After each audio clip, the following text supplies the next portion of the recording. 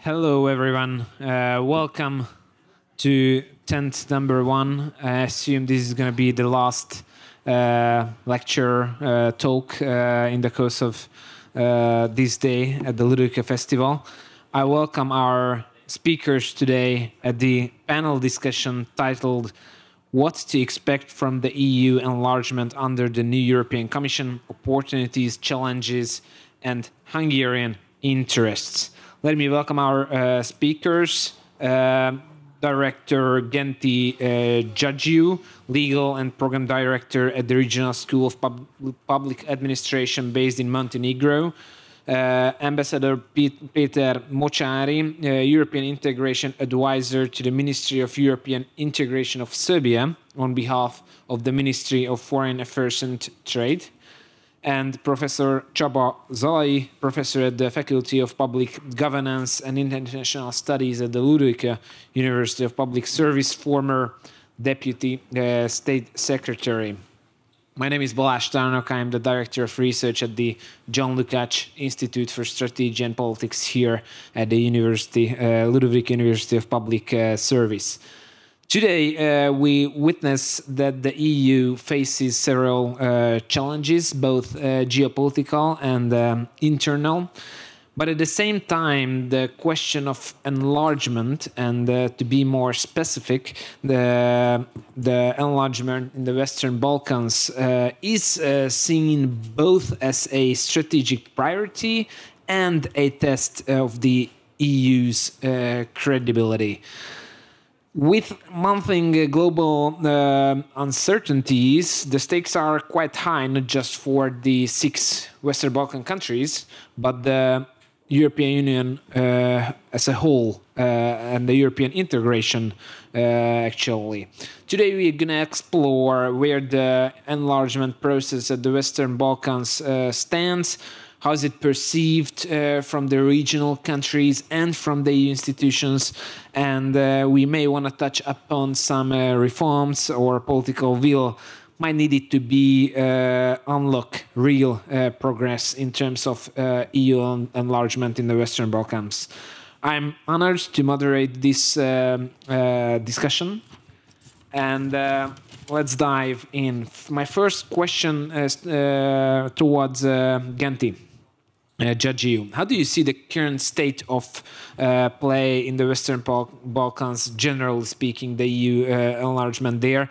And to be more specific, in Montenegro and Albania, where significant progress has been made in the past couple years, is there this enlargement momentum? And if so, what does it mean for the Western Balkans? And how do you see the biggest obstacles to the Western Balkan enlargement?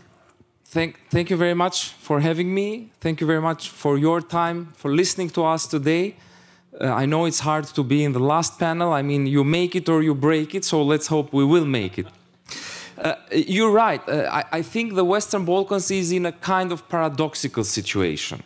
On one hand, the EU integration remains still an undisputable strategic priority, be this political, be this technical, for all the Western Balkan 6, for all the administrations of the region.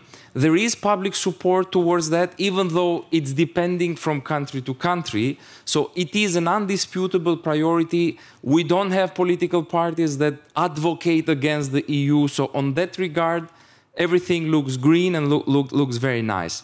But on the other hand, there is a frustration and tiredness for the lengthy process, unpredictable process. If we refer to the case of Croatia, when negotiations started, more or less the Commission gave a deadline.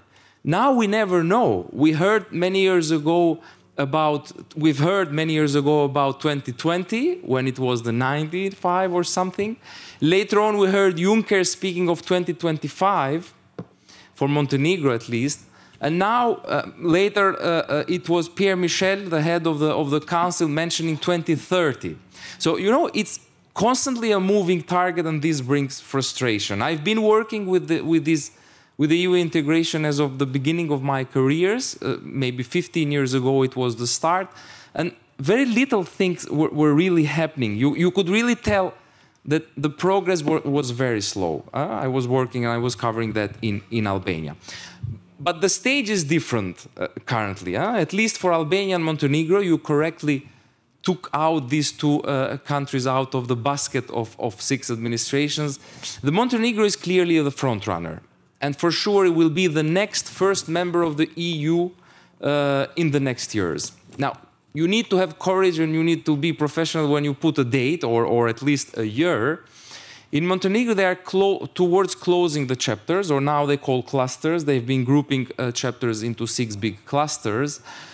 And they are speaking of an ambition deadline of 2028 or the worst 2029.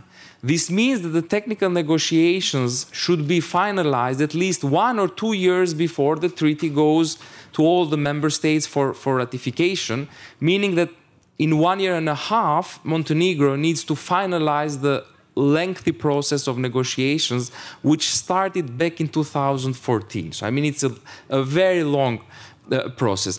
Croatia needed only 8 years to go through this process, but Montenegro is taking over 10 or even 15 in the case of Serbia, which started a bit earlier. So there is a front runner. There will be a new member of the EU. Marta Kos, the enlargement commissioner, promised that there will be, or at least let to understand in between the lines, when she was having the hearing in the parliament before she was confirmed as a commissioner, that there will be enlargement within her mandate. And probably she was referring to Montenegro and maybe also to Albania.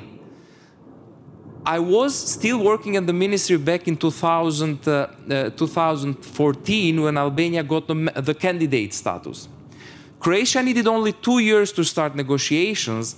Albania needed 10 years to start negotiations from the candidate status. So you see, that's why I'm speaking about frustration. It's an army of people who believe in the process, who work in the process on the daily basis, and suddenly they are stuck into bureaucracies rather than really advancing the process in a meaningful thing.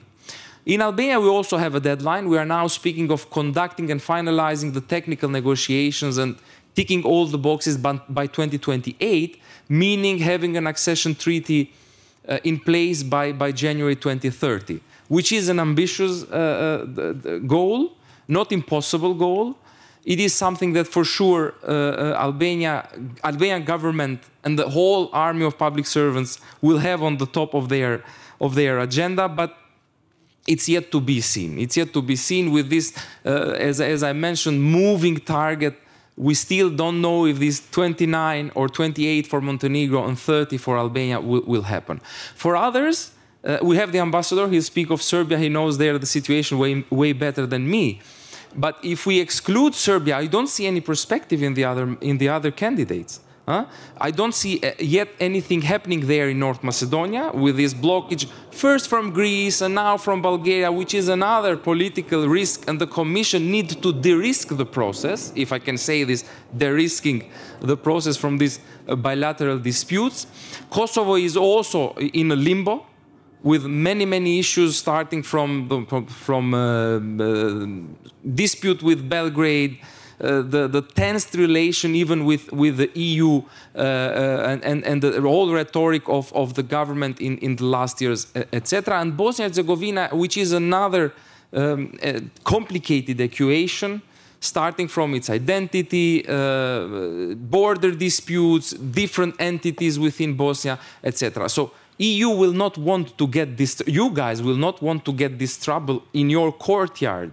So Commission and Council has made it clear. You solve your issues, especially if those are bilateral, historical, cultural, religious, and then you get in. So I don't see any perspective or clear perspective unless for Montenegro, Albania, and partially Serbia. However, there is an enlargement momentum. There is a Commission who has promised to bring the file forward, not because the Western Balkans became suddenly better, but because there is a call of history, von der Leyen said a couple of years ago. We have a war in Ukraine. We have many actors, and this morning we spoke about China's influence all over the world, including the Western Balkans. We have wars popping up here and there. EU cannot afford not enlarging and not using one of the most meaningful policy tools to change realities in its back door, because geographically we are Europe. We are more Europe geographically than Estonia, which is already a member state for many years. But the momentum can be fragile. We need to do, and I say we, I mean the Western Balkans 6, we need to do our homework. Depoliticize the administration, work on the justice reform, independence strengthen independent institutions, but also EU internally is suffering. I'm not speaking of that, maybe we tackle it a bit later, but there is a divergent views between member states. We have the enlargement enthusiasts, where Hungary is one of them, along with Italy, Slovenia, Greece. So you see those who are close to the region, but then we have a totally uninterested Netherlands, Denmark, Sweden, Portugal, if you want. So they barely know, even geographically, I mean the average citizen, where Albania is and what's the population of Montenegro, etc., etc. But I will stop it here. Thank you, Genti. Ambassador, the question is almost the same to you, except Serbia. So what is the situation in Serbia? What are the biggest challenges and prospects in relation to its EU integration, also compared to the other Western Balkan countries? Okay, so thank you for having me, and thank you for the our guests to listening our panel. I'm just joined to the words of Mr. Xhaxhiu, because the length of accession negotiations is much more longer than it was in the case of Hungary, for example. 1st of May, we had the anniversary of our accession to the EU, and it took 6 years and 3 months in total. In the case of Serbia, as in the case of Montenegro, the first IGC Intergovernmental Conference was 2014, so 11 years ago. And in the case of Serbia, which is more problematic, that the last or latest IGC was in 2021. So in the last 4 years, there were no accession negotiation event with Serbia or between Serbia and the European Union. Of course, the procedure is going forward in expert level, in details, technical levels, etc. But there is no visibility for the Serbian citizens or the broader public. For the numbers, Serbia opened 22 chapters. Out of these 22, 2 chapters are closed. There's in total 35 chapters. But if we talking about the clusters, the new methodology, it means that 2 clusters are open and 1 more clusters are ready to open, but it's ready to open for 4 years. The European Commission said or wrote down that it's ready, but there's no political support in the Council. We have a return later.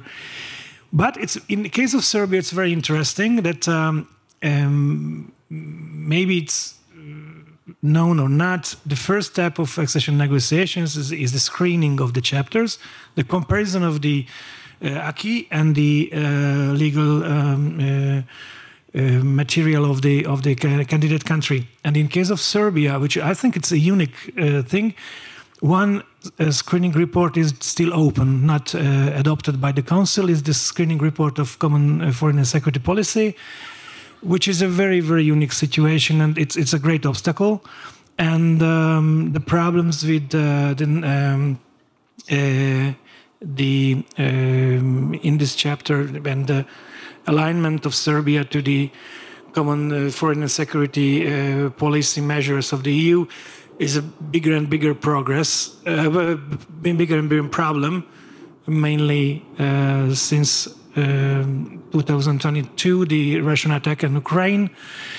So it's a very core part of the problem.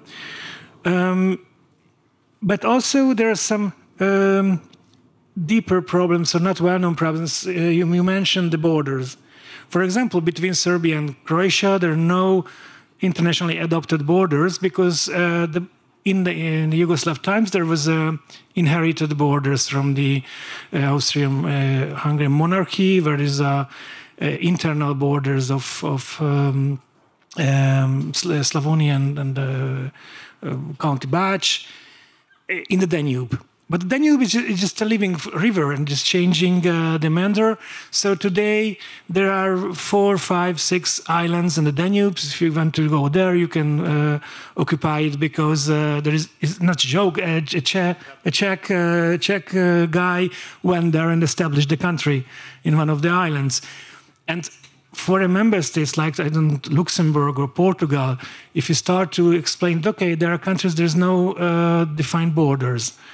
And these countries would say that, oh, guys, let's go back and do something. It just is the step 0. Again, in Serbia, the main reason of this 4 years pause is the Serbian position on the Russian war in Ukraine.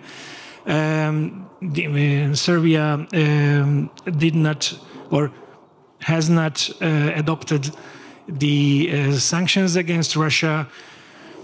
However, there are Serbian humanitarian aid to Ukraine, other technical support to Ukraine, even an agreement between the two countries on cooperation in European integration. First Lady Zelenska visited Belgrade several times, but in the end of the day, there are no sanctions adopted. And it means, in technical terms, that this is a kind of loophole for the avoiding two sanctions. So European businesses who want to trade to Russia can use Serbia as a loophole.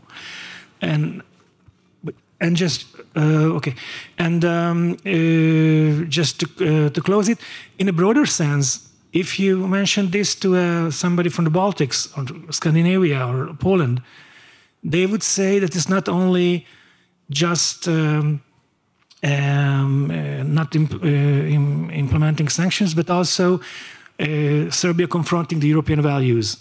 The Russian aggression is against Europe, and if somebody or a country want to join to the European Union, it's against the European values, which is again step 0. And just to close it, and at the same time, we know there is political instability in Serbia. I'm a bit more institutionalist than the average diplomat, that you need a parliament for the legal harmonization. This year, the Skupština, the Parliament of Serbia, had one voting session only, which is not too much for a country that's working actively in legal harmonization. Thank you. Csaba, Genti told that Hungary is an enlargement enthusiast in relation to the Western Balkans, at least. Why is the Western Balkan integration is so important to Hungary? And what did Hungary do in the course of its latest EU presidency last year? Thank you, Balázs. And first, let me say it's a pleasure to be here. It's a pleasure to be here with distinguished colleagues to talk about a very interesting topic that is a very actual and very up-to-date topic.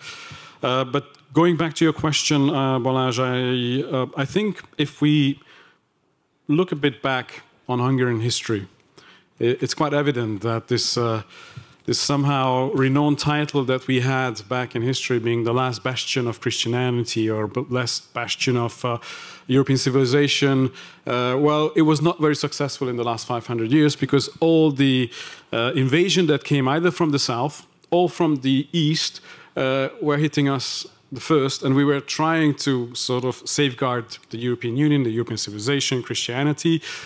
So I think if one understands the last couple of 100 years of Hungarian history, you will immediately come to the conclusion that I think it's beneficial for Hungary if these frontiers, whether it's the European Union, it's European civilization, in any case, they are not stopping at the borders of Hungary, but they go as far to the south and, by the way, as far to the east as well, in order to, for us to be a bit more valuing the life of what now so-called core European countries do. And this is exactly, I think, which led to a national consensus in Hungary. And since the enlargement of the European Union only meant the Western Balkan countries in the last 20 years, it was very obvious that the Hungarian position should be to get these countries into the European Union as fast as possible. And although I don't like this expression of Western Balkans, because I think it's completely coining something political that did not exist. There is Balkans, full stop. There is nothing like Western, Northern, Southern, Eastern Balkans. There is a Balkan region. But in any case, if I were to understand Western Balkans as the countries that are not yet members of the European Union, but which we believe should be members of the European Union, this is how I classify the Western Balkans. And in that context, it is basically still the reunification process of the European Union. Look at the map. We have an enclave surrounded by EU and NATO member countries. So I think there is not much question that they should be in the EU. And what we have done as Hungary in the last couple of years, well, I would even go back and say during the first ever Hungarian EU presidency back in 2011, we were the country that managed to close the last accession process of the European Union. That was Croatia back that time. And we have invested huge amounts of energy, political will and capital in order to make it happen. And again, looking back now, it seems evident that it happened. But it was not at all evident that it would happen. We, again, as I said, as Hungarian presidency, invested a lot to make it happen. And we see now the difference that they made it. And others did not. By the way, let me just point to the fact that Macedonia applied for EU membership earlier than Croatia. They actually started the integration process a couple of months earlier than Croatia, but due to the well-known reasons, they were not able to proceed. So we started back already a couple of years ago, as I would even say after our EU accession, with helping the countries on the road upon their EU integration path, with sending well-known, very good experts to these countries. By the way, Ambassador Mocsáry is one of them who is there and trying to help these countries to integrate with our knowledge. And last but not least, during the Hungarian presidency, again, as it was said by the speakers before, after 4 years of basically standstill, it was the Hungarian presidency. And again, the capital, the political investment that we put into that managed to give a momentum to the enlargement process of the Western Balkans.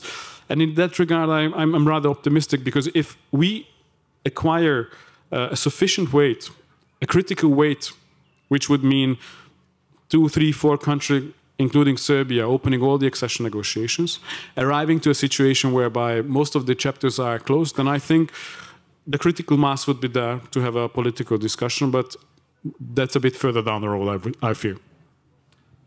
Thank you. Before opening the floor for questions from the audience, I would do another round of questions. Genti, how do you think the Western Balkan states should promote the integration? What can they do to foster it? On the one hand, and on the other hand, how the EU should reform the enlargement process, not to make it so burdensome, so to reduce these administrative and political burdens. Do you have any reform suggestions for the EU or for the Western Balkan countries to speed this slow and frustrating process up? I will try to start from the bottom, from the second part of your question. In my view, we need to make a strategic reforming, if I can call it so, of the whole enlargement file. We have an accession methodology with dates 2018. But the world is totally another one today. Yes, it's only a couple of years. If it was the 60s, it wouldn't mark too much, but we are living in the Gen Z era, and things are really moving forward. But what do I mean, or why this strategic rethinking on or reinventing of the whole enlargement or the European perspective. First, because the EU priorities are changing faster than the enlargement tools. So the enlargement tools, be this the methodology, the chapters, opening, closing, benchmark, are really having a hard time to follow with the priorities. We have a security policy, rearming Europe policy, which is not at all seen in any of these bilateral meetings or the intergovernmental. So we need to make these two processes speak to each other. So the enlargement, so the EU priorities, the 27, and the enlargement tools and the way how we conduct the negotiation and the whole enlargement. Secondly, in the region, in the Balkans, there are critical issues related to trusting institutions. This is something that undermines the process. So in Albania, for example, only 30% of the people trust the government, but 80% trust the USA embassy or the EU delegation. It's insane. It happens nowhere. If you launch a poll in Budapest, for sure the response will not. Or will the not. US. At least, or in the US itself. And lastly, why this rethinking should be made? Because we are facing in the region shrinking of the population. Not only because of birth rate, which is okay, a global trend, etc. Still the Balkans there is good, but because of people leaving the countries, losing hopes of staying home, not finding a proper job or a well-paid job or a job that corresponds to your education or to your investment for educating yourself. So we are faced with a so-called brain drain. If we want to make an average numbers, we are a tiny region of 17 million, so almost nothing. You can get them in overnight in the EU and nothing will change in terms of economy, competitiveness, etc. So out of 17 million, since 2015, I'm not going further, till 2023, that data are available at least for most of the countries, the region has lost 1.5 million people. But these are not people over 70. These are people from 30 to 40, from 30 to 50 max. The working force, those who contribute to the society, those who pay taxes in a more meaningful way than those who have a small retirement fund or etc. So these are three important reasons why the enlargement and the whole EU perspective should be reinvented. I mentioned a bit earlier the enlargement fatigue, which is on the EU side, but we also face the so-called fatigue in reforming. Sometimes the reforms the Balkans, the administrations in the region need to do are reactive, because there's a council conclusion that Albania needs to have a new environment strategy, climate change, to respond to the Green Deal, etc. And then we draft a strategy. We don't have money to implement it, we don't have capacities to implement it, we don't we don't monitor properly, etc. So it is a reactive way of reforming, it's fragmented. What we should do, for sure, the ball stands on our court. I hear sometimes even prime ministers in these international fora say, now we have done our job, it's you have issues in EU, you need to reform itself. I don't think so. We need to deserve the place on the table or in this family. First, we need to reinforce the fundamentals. Justice reform, rule of law, public administration, procurement. These are the four main pillars that are really strongly criticized by civil society, by academics, if you want, also by the EU progress report that they issue every year. First. Second, we must stop thinking that regional cooperation is an EU-imposed condition. No, it's a natural condition. Working with each other, the six of us, dealing with each other. We are currently working on implementing the so-called common regional market, which follows the same principles, the same logic, the same architecture of the EU single market.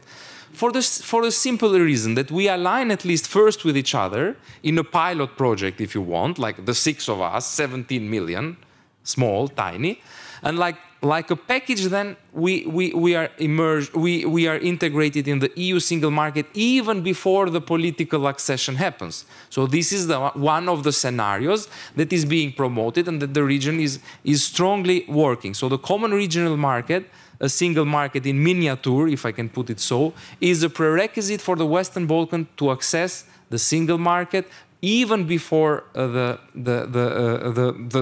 final enlargement or the treaty signed with all of us. And lastly, what we do in RESPA, which is the Regional School of Public Administration, we must invest more in administrative capacities. We need to keep talented people in the administration, or even attract people who are talented, who are good, who have studied abroad, who worked in the private sector and have some good track record, and make them work for the governments or for the administration. Without administrative capacities, you can go nowhere. What Croatia did, they launched, before starting the negotiations, they launched a call for CEOs of banks all over Croatia to work for the government and promise to pay those people at least twice their salary. So it was a crazy move, but it worked. That's why Croatia finalized the negotiation process for 8 years instead of 10, 15 that we are now undergoing. And of course on the EU side, so these are homeworks for us. We are working towards that. We are not excelling, but we are taking it seriously. EU should reform itself. This veto thing in the Council is also insane. Bulgaria is blocking constantly North Macedonia on some tiny thing that they want to be changed in their constitution because of national identity. What's the link between this and the accession file? Zero. It's just a leverage that Bulgaria is playing, like Greece was doing before. Change the name, change. So these are things that are really undermining also the credibility of the European Union. So the Commission and the Union itself need to de-risk, to remove these risks. We have enough trouble in front of our road. And these kind of nitty-gritty things are also to be seen. The decision-making needs to be modernized. It should be more agile. Why should the Council, for example, approve any opening and closing of the chapter? I think the Council should be involved in the beginning and in the very end. Why every chapter and every cluster now needs to get the green light of the Council? You know, in the Council sits Orban, Macron. Why should these guys have every 6 months on their table a proposal of the Commission to open cluster 6 for Albania or Serbia or for Montenegro? It's too much. The process is technical. It's also political, but they don't need every 6 months to get a memo on their desk to approve, to raise a hand. Yes, of course, there are thousands of bureaucrats preparing the files, but it's too much. And then these tiny disputes like Bulgaria, Greece, Bulgaria, North Macedonia appear and make the life of the accession countries more difficult. Thank you very much. Ambassador, Genti earlier said that there's this frustration in the Western Balkans because of the slow process. What is the current state of public opinion in Serbia today? Do Serbian people still want to join the EU?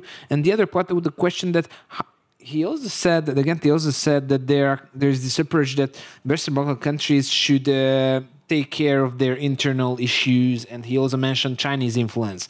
What is the situation in relation to Serbia, to the Russian influence there, and with Kosovo? It works? Okay. So, about the public opinion, of course, they want to join. This is my official answer. But I must say that the perception of the whole procedure is very different in Serbia. First, if you talk about the government, of course, the government wants to join to the EU. EU means funds, EU means opportunities, more investment, but it's not at the top of the priority list of the government. So it's not a kind of support that we had during the Hungarian accession negotiations, where maybe it's strange to say or look back, but in that time, the whole political spectrum, except a very little percentage, was very unified in this project. We changed the parliamentary majority twice and without stopping the accession negotiations. So it's different. I think maybe I would raise two things or three, and after the numbers. That the first, that against difference comparing to the Big Bang accession, that now the Western Balkans or the Serbian population can move and live in the European Union, which is a kind of brain drain, or at least a loss of brains, but also an opportunity. If your government is not fast enough, swift enough in accession negotiations, I can move to Frankfurt or Vienna. Vienna is said to be the third largest Serbian city of the world. This is one. Another is against Kosovo and Russia. There are kind of mental constructions or traditions that is partially historical and true and partially political products, like the great Russian-Serbian friendship, which is sometimes true, sometimes not. Like Stalin wanted to try to kill Tito several times, for example. Anyway, but it's in the mind of many citizens. So Kosovo is the cradle of the Serbian state. However, the first important Serbian monastery is in the Sanjak, not in Kosovo. So maybe it's not true, maybe true, but these perceptions lead the population very much. So I have some numbers, and maybe it's more interesting than my constructions from the period January-March this year. This opinion poll was financed by the EU delegation in Belgrade. That the general attitude of the Serbian population was 51.2% for the EU, or positive for the EU, and 41.8% negative, so practically a 9.3 percentage gap between the two in favor of the EU. However, the support of accession, it was a bit lower, 50.1% positive, so just 1/10 more than the half, and 45% against. I think it's interesting that the narrowest gap in the support of accession was in the summer of 2022, so practically after the start of the war in Ukraine. But I think the most interesting result is the question: does the EU want Serbia to be a part of the EU as a member state? And only 43.8% of the respondents said yes, the EU wants us, while 36% are more pessimistic and think that the EU or the member states don't want Serbia to be a member. And in this, so I missed it. 43% was pessimistic. So the balance is reverse. So the majority thinks that the EU doesn't want Serbia as a member. So general attitude is more positive. Accession is more supported than not, but their self appreciation is that the EU doesn't want Serbia as a member state. However, in a referendum in this week, 42.9% would say yes, and only 32.6% would no. Means kind of 10 percentage points positive, which is not so nice that in other member states in the Western Balkans, but it's a positive outcome. Maybe our time is running out. Just some Kosovo and Russia. That if you ask to choose between EU and Russia, 57% would say Russia, and only 42% would say Europe or EU. Sorry, it's EU. However, the majority would like to live in Germany or Austria. So it's the great problem of the Serbians. The biggest donor in Serbia, according to the respondent, is the EU. and 37%, Russia only 10%, is interesting because in 2018 or around the time, the majority of the Serbian population was sure that Russia is the biggest donor in Serbia, while Russia did not have any donor policy in Serbia.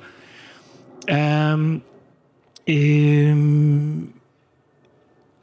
to go to the Belgrade-Pristina, or let's call it Kosovo because we are in Hungary now, the dialogue is supported by the half of the respondents and only 30% against the dialogue.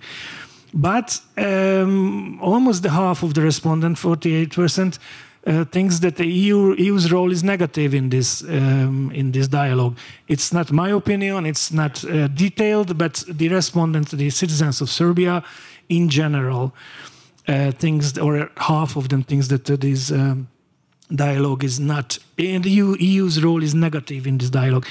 And it's the most interesting question that if you have to choose between EU membership or Kosovo to be an integral part of Serbia, which is, I think it's not on the table, but this is the question, 58% would say Kosovo rather than the EU. So if you approach this whole problem from this kind of traditional historical approach, they would say Kosovo is more important than the membership in the EU.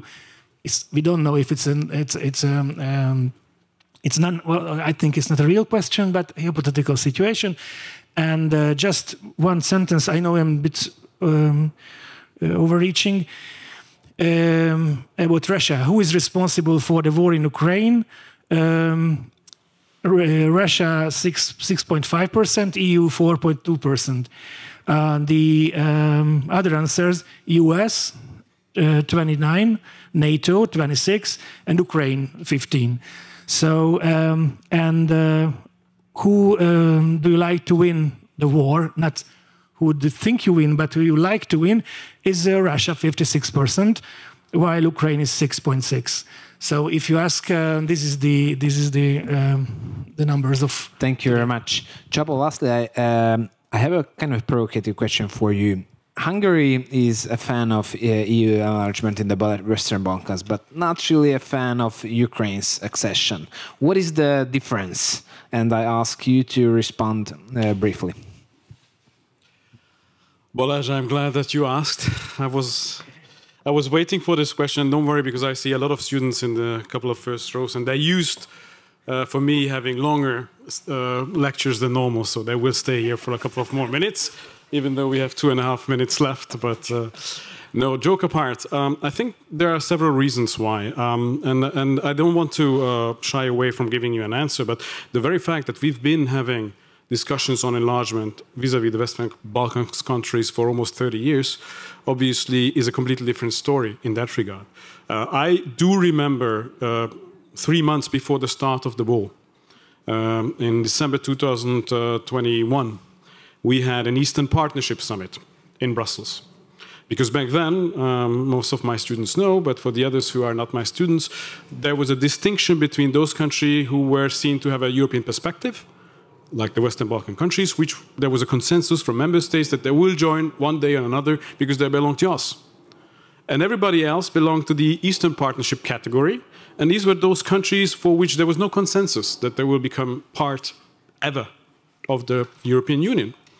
And just 3 months before before Russia's aggression in Ukraine, we had huge discussions, difficult discussions, even on a sentence giving European perspective to Ukraine. Because back then, most of the Western member states, they were rejecting the idea, even the idea of them having European perspective. So the whole notion of Ukraine joining the EU was not something that was well understood, and that was not shared, not at all, by the European public opinion. By the way, I do not think that the situation is tremendously different from what it was now, when it was 3 years ago. So that's number one. Ukraine joining the European Union was not on the table, and it's relatively new phenomenon. Number two, obviously the relationship between any Ukrainian government and any Hungarian government, at least in the last 20 years, were far from being rosy. For the simple reasons that despite being neighbors, obviously there's a sizable Hungarian minority living in the Transcarpathian region. And unfortunately, but it's true, the governments in Kiev were not responsive to the pleas of the Hungarian government to try to help them and try to regain some of the rights that they were still enjoying back 30 years ago. So there was a politically icy relationship between Hungary and Ukraine, despite being neighbors on the end. And number three, and this is probably one of the biggest reasons, and I would, in that regard, say that there's obviously a fear of such a big country joining the European Union. Like there was fear when we joined the European Union. Despite us being smaller countries, there was a large public opinion in France fearing that these new Eastern countries would take away their jobs. There were jokes, but also not just jokes, but certain phrases in the political jargon saying that the Polish plumber, the cheap Polish labor, the cheap Hungarian labor will take away those jobs that are not that highly paid. So all these fears always existed before any enlargement wave. And it's very similar to what we are now seeing vis-à-vis the Ukraine. Cheap labor force, they will take away the jobs, very much like it was before our accession. Productive, low-cost Ukraine agriculture will take away our markets. Exactly what was the case in France, in Spain before our accession. A relatively less developed country taking away all our cohesion money. Again, very similar echoes that we experienced back then. So I think these are normal things. And the problem, as far as I see it, is that there is no honest discussion about that. We have started a discussion here in Hungary, obviously for a bit different purposes, but there is no such honest discussion in Western Europe. And again, I'm talking about countries, I'm talking about politicians who were denying even giving European perspective to Ukraine 3 years ago. So I think it is high time that we talk about what impact Ukraine will have on the institutional, on the economy, on the way the EU functions, because as Genti said, and I fully agree, in the case of the Western Balkans, these costs are very, very, very small. As Genti rightly said, this is a region of 70 million people. This is the size of Istanbul. This is the size of Istanbul. If you allow me, and I see that my students allow me, just one last comment, Balázs. There is one thing and one aspect that is relatively less spoken about, but this has to be emphasized, and this is a key aspect. And this has to do with the fact that the later you join, the bigger the hurdle is that you need to reach. Just again, giving you some numbers. When we joined in 2004, and when we started our accession negotiations in 1998, we were talking about the acquis communautaire of a volume of about 80,000 pages, 80. Now, 20 years after that, we are talking about 170,000, more than double. The EU legislation has more than doubled ever since we joined, which is a huge burden. It would be a huge burden for France, the French administration. It would be a huge burden for us. Genti Xhaxhiu said, when we joined, we didn't have opening benchmarks. We hardly had any closing benchmarks, by the way. Now there are 35 chapters. By the way, in our case, there were only 31. And exactly. So the whole integration process has become very burdensome because of the size of and the magnitude of the task. It's much more difficult than it was 20 years ago, which brings me to the point which I wanted to make. These are small countries, some of them in the state of nation building. We should reach out more. We should help the administrative capacity. We should help them with giving expertise, because this aspect is fundamental. Thank you very much. And even though we are already abusing your time dedicated for the weekend, I have to ask if there are any questions from the audience. Yes. Could you speak up, please? Yeah, sure. So thank you all very much for this very exciting and insightful discussion. And my question would be related a little bit to the Ukrainian accession and the Western Balkans accession to the European Union. So could we possibly see with Ukraine's probable accession to the European Union that it kind of would be also a political decision, also accepting the Western Balkans, like we saw in 2022 regarding Bosnia-Herzegovina's candidate status. Because that also was kind of a result of Ukraine's accession process opening. So can we see something similar now regarding the Western Balkans accession process, or is this a more complicated question? Thank you very much. Any other question from the audience? Yes? I want to thank you too for the discussion. It was really good and I gained new insights. My question would be about the rule in Serbia and actually the protest that has been going on since November. And the students and the people who have been part of the protests are actually reaching out to the EU institutions. You can see it with the cyclists who were doing a journey from Novi Sad to Brussels, as well as runners who just arrived 2 days ago, who are doing a outcry basically to the European Parliament about the state of autocracy in Serbia, and probably that's a part of the reason, the lack of the rule of law in Serbia. The reason why EU is not going forward with the discussions. Could you elaborate on that? Thank you. More questions? If not, I ask you to answer briefly. Gentlemen, the floor is yours. Maybe I can take the first one and try to answer to that. I don't see accession. It's very personal, based on all my research and then everything done all these years, and knowing the way how the institutions work back in Brussels. I don't see any. There is a perspective, which is on papers, I suppose, but that I don't see any, and nobody dares to say any date of Ukraine for Ukraine because of many issues. Csaba, you mentioned the size. It would, first and foremost, it would seriously distort the CAP, Common Agricultural Policy. I mean, with the huge inflow of goods that will come, agricultural goods from Ukraine, the Council needs really to think well before going into that. But I think this is also a premature discussion because Ukraine will need many years for the reconstruction process. When I say reconstructions, it's not a matter of buildings and roads, which are also a trouble, and it will fall, unfortunately, mostly on the shoulders of Europeans, because I don't see for the next 4 or 5 years the US being engaged in a Marshall Plan like they did after World War II. But again, these are just very much indicative predictions. So it will be the EU to have the burden to redevelop and rebuild Ukraine, but not only, I mean, infrastructure-wise, but also social-wise, economically-wise, competitiveness-wise, but also, if you want, human-wise. And without that process being finished, it will not be an accession of Ukraine in the EU.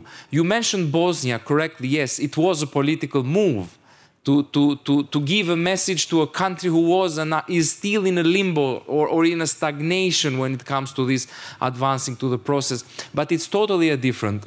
In Bosnia, there is a stabilization association agreement. There are all these stabilization and association committees with the EU.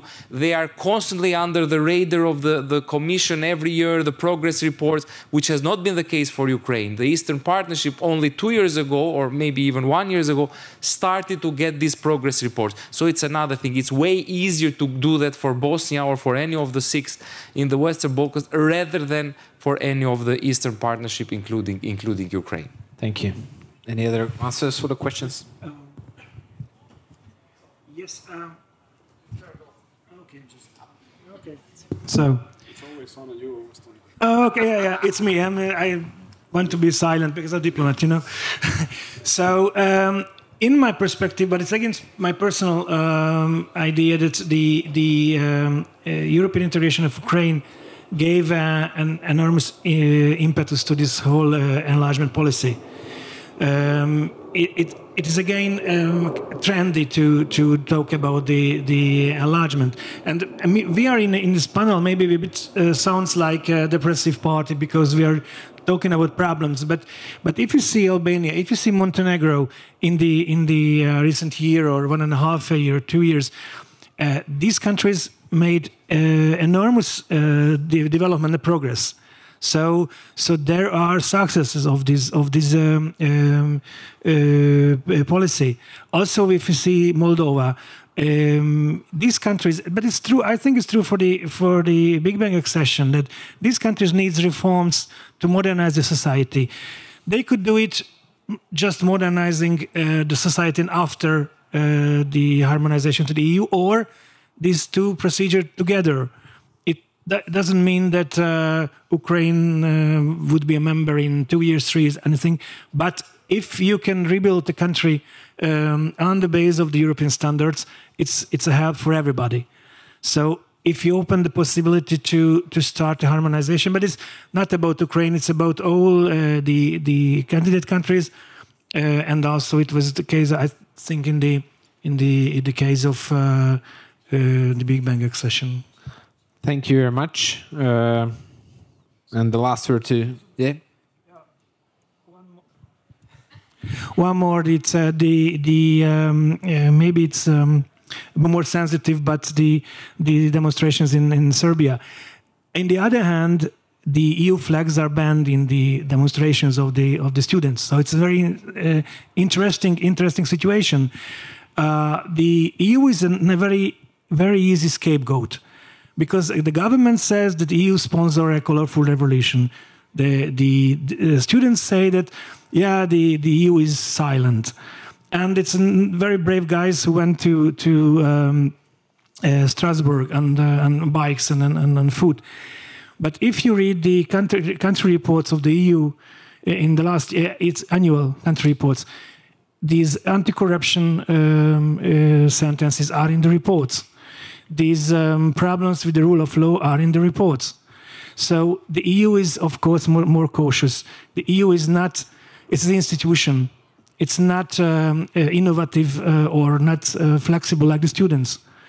But it was last week when Marta Koss and also the Minister of Integration of Austria said clearly that the demands of the students is the demands of the EU as well. Of course, it's formulated in different words, in different documents, different ways.